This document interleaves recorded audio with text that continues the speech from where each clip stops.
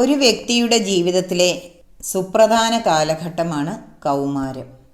കൗമാരപ്രായത്തിലുണ്ടാവുന്ന ശാരീരികവും മാനസികവുമായ വളർച്ചയും വികാസവും കുട്ടികളിൽ അസ്വസ്ഥതയുണ്ടാക്കാറുണ്ട്. ഈ മാറ്റങ്ങളോട് പൊരുത്തപ്പെടാനാവാതെ കുട്ടികൾക്ക് പല പ്രശ്നങ്ങളും ഉണ്ടാവാറുണ്ട്.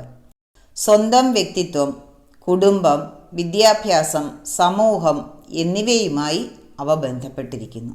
ഈ പ്രശ്നങ്ങൾ ആദ്യ കാലഘട്ടത്തിൽ തന്നെ പരിഹരിച്ചില്ലെങ്കിൽ ഗുരുതരമായ മാനസിക ആരോഗ്യ പ്രശ്നങ്ങളായി അവ പരിണമിക്കും. കുട്ടികളുടെ പ്രിയപ്പെട്ട അധ്യാപികയ്ക്കോ അധ്യാപകനോ കുട്ടിയെ ആശ്വസിപ്പിക്കുവാൻ സാധിക്കും. എന്താണ് കൗൺസിലിംഗ്? സ്വന്തം പ്രശ്നങ്ങൾ സ്വയം പരിഹരിക്കുവാൻ ഒരു വ്യക്തിയെ മാനസികമായി തയ്യാറാക്കുന്ന പ്രക്രിയയാണ് കൗൺസിലിംഗ്. പ്രശ്നം അനുഭവിക്കുന്ന വ്യക്തി തനിക്ക് സഹായം ലഭിക്കുമെന്ന് വിശ്വസിച്ച് സമീപിക്കുന്ന വ്യക്തിയോട് തൻ്റെ പ്രശ്നങ്ങൾ തുറന്നു പറയുന്നു. എല്ലാവർക്കും തൻ്റെ പ്രശ്നങ്ങൾ തുറന്നു പറയാൻ ഒരാൾ ഉണ്ടെങ്കിൽ സമാധാനത്തോടെ ജീവിക്കാൻ സാധിക്കും. ഒരു പ്രത്യേക സാഹചര്യത്തിൽ പ്രശ്നം അനുഭവിക്കുന്ന വ്യക്തി സ്വന്തം മനസ്സിനെ അസ്വസ്ഥമാക്കുകയും വേദനിപ്പിക്കുകയും ചെയ്യുന്ന അനുഭവങ്ങളെ വിശകലനം ചെയ്യുന്ന സ്വതന്ത്രമായ പ്രശ്നപരിഹാര മാർഗമാണ് കൗൺസിലിംഗ്. സ്വന്തം മനസ്സിൻ്റെ ശക്തി ദൗർബല്യങ്ങളെയും ആന്തരിക ഊർജത്തെയും കണ്ടെത്തി പ്രശ്നപരിഹാരത്തിലേക്ക് വ്യക്തി സ്വയം എത്തിച്ചേരുന്നു.